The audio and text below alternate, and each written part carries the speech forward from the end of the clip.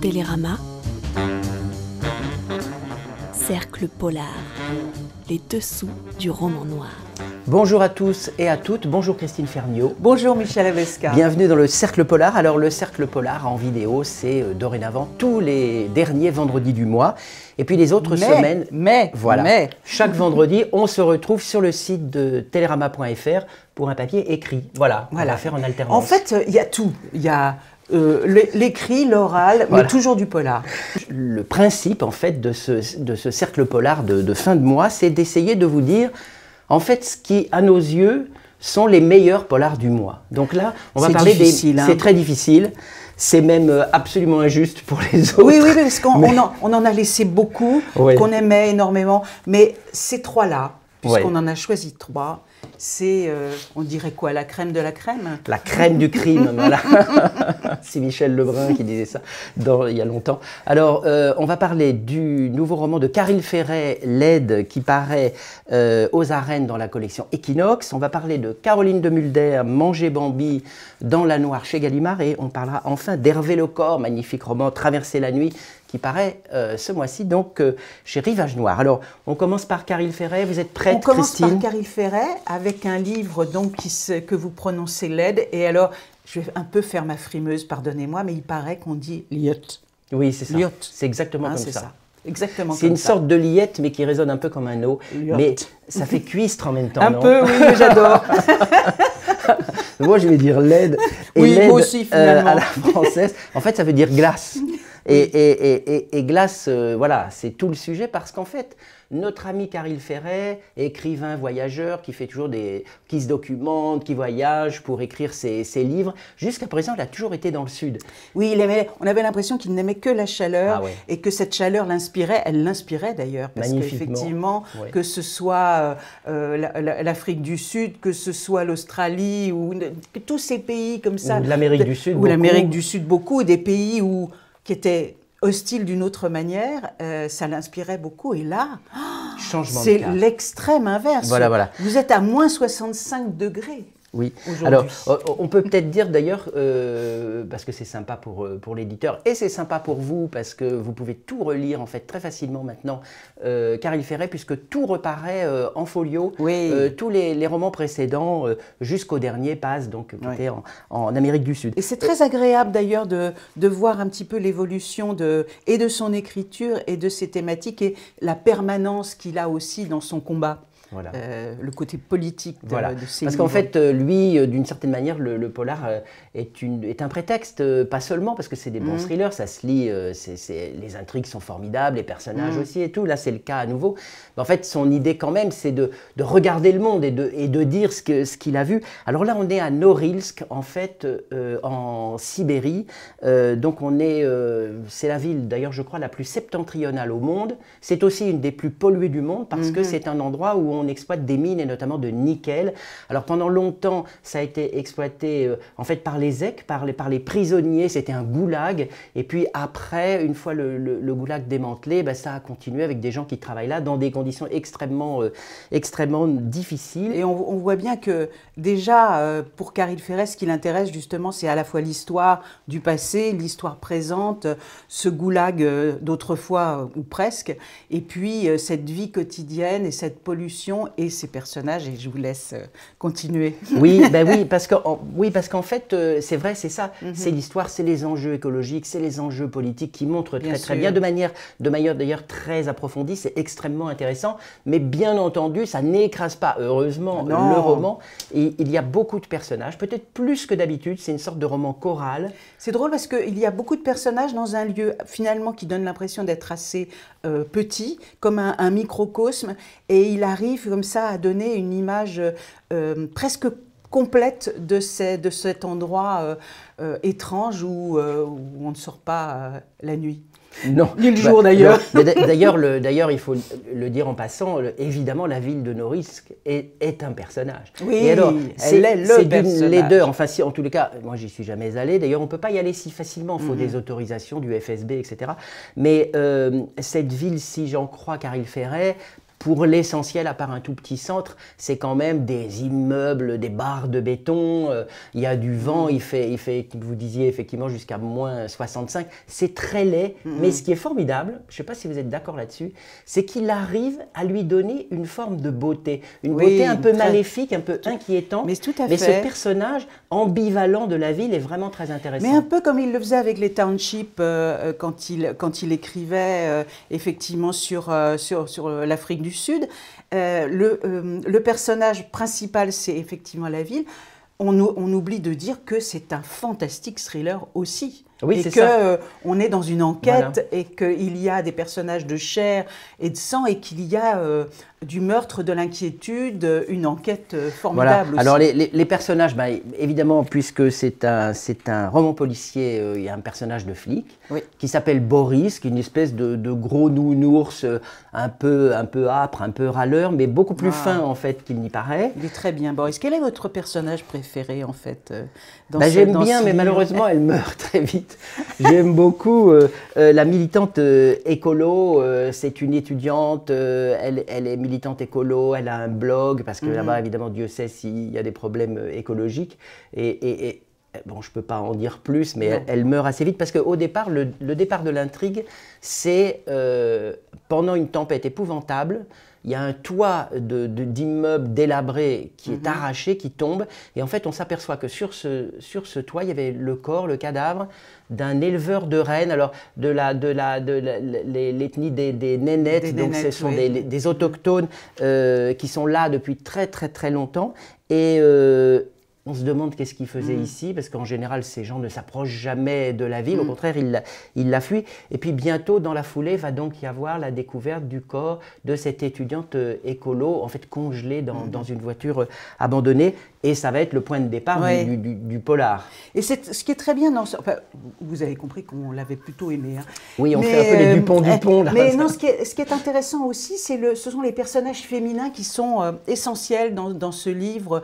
Il y a, j'aime beaucoup moi Léna, qui est le médecin légiste, qui est un peu fragile. J'aime beaucoup donc Dasha, qui est à la fois sorcière, danseuse, femme un peu étrange. Elles ont toutes quelque chose à la fois de fragile et de très fort. Et il donne à ce livre glacé, ces personnages féminins donnent une espèce de mélancolie et de douceur dans ce monde de brutes. Oui. Alors, il y a deux personnages masculins qui m'ont beaucoup intéressé. Moi, c'est Gleb et Nikita. Bien sûr. En fait, c'est un couple. Et évidemment, c'est un couple tout à fait clandestin parce que c'est un endroit où l'homophobie est absolument épouvantable. Et donc, ils sont obligés de se cacher. Ils sont mineurs et en même temps, c'est des artistes. Il y en a un qui est photographe amateur, l'autre qui est une sorte de poète maudit qui ne jure que par Mayakovsky. C'est deux personnages aussi très, très intéressants. Mais c'est vraiment un livre très, très réussi parce que les décors de tempête, les personnages, le côté gelé et puis les odeurs. Vous parliez de la pollution et c'est extrêmement important aussi de se rendre compte que les odeurs sont dans ce livre et on en reparlera sans doute, mais dans ces 3 livres que nous avons choisis, les 5 sens sont sans cesse en éveil. Et dans le livre de Caril Ferret, c'est un peu ça, on a cette impression de froid, on a cette odeur extrêmement déplaisante de la pollution, et il joue comme ça énormément avec l'atmosphère, les paysages, l'alcool, la poésie, enfin l'essentiel quoi. Mais il y a aussi quelque chose, je ne sais pas si vous êtes d'accord, dans ce livre, qui tient du conte en fait, une sorte de conte noir. Peut-être que les lieux jouent. Il y a les lieux qui jouent avec la nuit. leur étrangeté, c'est la nuit. Il y a des ogres en fait, il y a les reines évidemment, il y a un loup gris. Alors là on peut pas en dire plus, mais il y a un loup gris qui est très important comme une voix. Je crois qu'il faut dans plus le rien dire dans le en livre. fait, sur ce livre. Si, moi je dirais que ce qui est très intéressant, c'est que au total, il y a quelque chose autour des reines et des éleveurs, comme si, et c'est ça qui m'a aussi fait penser à un conte, comme s'il y avait une sagesse en fait, un lien avec la nature qui était en train de se perdre et qui en fait menace l'humanité tout entière. Et c'est vrai que c'est aussi un livre écologique pour ça, effectivement. Bon. Voilà, donc vous avez compris, on a beaucoup aimé le nouveau Caril Ferret, Liot. LED, qui paraît dans la collection Equinox aux Arènes. Et maintenant, on va passer à La Noire de Gallimard. On change de monde, ouais, là. On change de monde, mais c'est un roman magnifiquement écrit, je trouve, de Caroline de Mulder, Manger Bambi. Manger Bambi, vous pouvez peut-être nous en dire un petit mot. Eh bien, Bambi, en fait, c'est une toute jeune fille. Elle a entre 15 et 16 ans. Elle va fêter ses 16 ans dans le livre. C'est un personnage qui a décidé que la vie méritait elle est dans la vengeance, elle est dans la violence, et pour sortir de sa condition de fille maltraitée, avec une mère alcoolique, avec un beau-père ou des beaux-pères qui vont et viennent et qui sont en train de la regarder comme un animal, comme une Bambi, elle décide de se venger sur des sites de rencontres, en essayant d'attirer, et en y arrivant très très bien, des vieux libidineux, grosso modo, qui sont enchantés de rencontrer de jeunes étudiantes. Sur Internet, voilà. Et elle va se venger d'une manière que je ne vous dirai pas, j'irai pas au-delà. Donc, c'est un personnage fascinant, Bambi, parce que c'est une enfant, et c'est une adulte, c'est une violente et c'est une sentimentale. Elle parle comme une petite fille qui a trop regardé des films qui n'étaient pas ceux de son âge. Et elle met par-dessus tout l'amitié pour Leïla, sa copine. Et c'est tout ça un peu ce livre. C'est Bambi avec ses contradictions. Et son langage. C'est Manger Bambi, mais en même temps, c'est Bambi qui mange les vieux dégueulasses qui essayent de l'approcher. Et d'ailleurs, les premières scènes, c'est ça, et c'est extrêmement, je dois dire, réjouissant, parce qu'en fait, et c'est rare finalement dans le polar, c'est un film sur la violence des filles. Ah, vous avez dit un film. C'est drôle. Pardon. C'est drôle parce que c'est assez symptomatique aussi. Oui, c'est vrai. Du côté très visuel de ce livre. Exactement. C'est un livre sur la violence des filles. C'est un sujet qui n'est pas souvent abordé et qu'elle comment dire, elle montre de manière extrêmement complexe. Donc ça, sur ce plan, c'est très intéressant. Ah oui. Mais surtout, c'est exceptionnel au niveau de l'écriture. C'est fabuleux. Elle arrive, elle travaille en fait l'oralité, la langue des banlieues, la langue la plus contemporaine, le rap, mais elle travaille le rythme.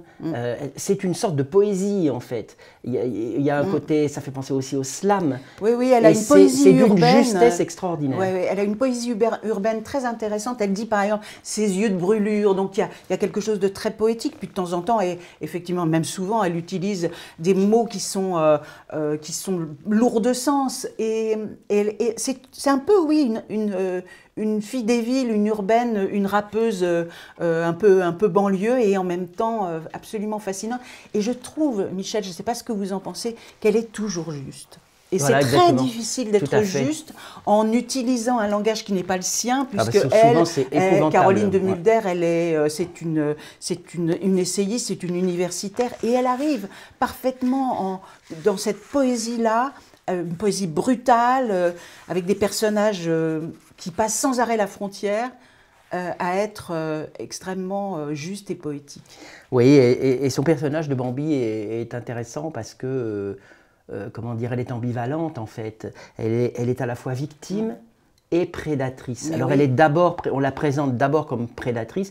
Et ça, c'est intéressant et par rapport à ce que j'ai de la violence des filles, parce que les femmes, on les présente toujours, et dans le polar en particulier, elles sont souvent les victimes. Voilà, c'est fini là. Là, elle est prédatrice, mais elle est en même temps victime. Elle est d'une violence absolument terrifiante, et en même temps, elle est bienveillante. Oui. Et puis, une dernière chose, et puis on arrête. Je trouve qu'elle réussit très bien à finir ce livre, qui était entre guillemets infinissable. Et je ne vous dirai rien de plus. Caroline de Mulder, Manger Bambi à la Noire chez Gallimard. Et on va terminer par un dernier livre qui est pas mal écrit non plus. Ah, ça, je dois dire que Hervé Lecor, Traverser la nuit. Enfin, Hervé Lecor, on l'aime, hein, on l'aime depuis longtemps. On aime quand il plonge dans l'histoire, on aime quand il est contemporain. Et là, Traverser la nuit, c'est un livre extrêmement contemporain, extrêmement quotidien finalement, et d'une réussite fabuleuse parce qu'il s'empare une nouvelle fois de tous les codes du polar et il se délecte de les utiliser à bon escient, d'être dans cette histoire de flic, de victime, d'enquête et de jour le jour. Parce que Hervé Lecor, c'est l'écriture du malheur et il le fait tellement bien. C'est ça. Alors il met en scène 3 personnages principaux. Il y a d'abord une jeune femme, une trentaine d'années, Louise. Elle a perdu ses parents, elle a très mal vécu tout ça, elle a sombré dans la drogue. Elle a réussi à s'en sortir. Elle a un petit garçon, en fait, qui est un peu la lumière de sa vie. Son petit magicien, comme elle dit. Elle travaille comme aide à domicile et elle a de gros problèmes avec un ex qui, en fait, est très violent, qui la harcèle et qui l'agresse en permanence. Il y a un autre personnage très sombre qui s'appelle Christian. Alors Christian, il a été militaire, il était au Tchad, il est revenu depuis son enfance, il a des problèmes avec sa mère, qui est en fait une mère incestueuse. Et de ce fait, en fait, c'est un serial killer. Il s'en prend aux femmes qui le massacrent. C'est un personnage très sombre comme ça qui traverse le livre. Et puis enfin, Jourdan, alors commandant de police, hein, le flic, au bout du rouleau, mais on est loin des clichés du flic fatigué, harassé. Mais c'est formidable, quand je vous entends, je me dis, au fond, on pourrait avoir l'impression que ce sont des personnages de clichés, mais pas du tout. Non, il arrive à faire sortir à chaque fois, à faire éclater le Comment cliché. il joue avec ça? Et il joue avec ça, il joue avec la vie quotidienne, il joue aussi, là c'est ce que je disais au début, avec les 5 sens, parce que ce livre, très souvent, c'est un livre en odorama. Il sent ce livre-là. On est dans la nuit, Traverser la nuit, titre très beau. Il pleut, la ville de Bordeaux est presque insaisissable. Et ça sent très fort dans les livres d'Hervé Lecor. Et c'est passionnant d'être à la fois à la hauteur des personnages, toujours à la hauteur, jamais au-dessus. C'est un principe chez lui. Et d'être comme ça, de les accompagner. C'est un livre politique bouleversant, oui, c'est un livre magnifique. C'est un livre politique, je crois qu'il faut le dire, parce que justement, en filigrane, tout ce qu'il montre, en fait, c'est les invisibles, c'est les inaudibles, c'est les laissés pour compte, c'est ceux dont on n'entend jamais parler, c'est ces espèces de galères quotidiennes, notamment même en dehors des personnages principaux. Par exemple, les petits vieux dont s'occupe Louise, puisqu'elle aide à domicile, les personnages sont extrêmement intéressants. Oui, il n'oublie personne, il est fin, voilà. C'est vraiment... Et donc, en ce sens, c'est effectivement un livre aussi de révolte sociale, un livre très politique, et en même temps, j'ai trouvé très mélancolique, parce qu'on sent dans le livre comme une espèce de tristesse de tous ces combats politiques qui ont été perdus. D'ailleurs, parmi les petits vieux, il y a 2 anciens militants communistes. Et donc, on est à un moment, mélancolique, parce qu'en fait, tous ces combats ont été perdus. On se demande comment on va pouvoir en sortir. Et ça, c'est très Hervé Lecor. Mais Hervé Lecor, il a choisi son camp. Hein. Il est du côté des victimes. Et quand je regarde ces 3 livres que nous vous proposons, je me dis que personne n'en sortira vivant. Hein. Ça s'appelle Traverser la nuit, effectivement, c'est un titre poétique. Hervé Lecor, et ça paraît chez Rivage Noir. Voilà, c'était pour nous les 3 livres, il y en aurait d'autres. Oui, il y en aurait d'autres, mais vraiment, il y a les 3 livres de janvier. Je pense qu'ils sont très bien. Il faut aussi aller sur télérama.fr, puisque tous les vendredis, on met des papiers. Vous avez parlé de John Harvey, moi j'ai parlé de Gilles Seban. De Pierre Pelot. De Pierre Pelot également. Qu'on aime énormément. Donc voilà, ça sera notre rendez-vous le vendredi. Et donc, pour ce qui concerne Cercle Polar, Christine, on se retrouve dans un mois, le dernier vendredi de février. À bientôt. Bye bye. Télérama. Cercle Polar. Les dessous du roman noir.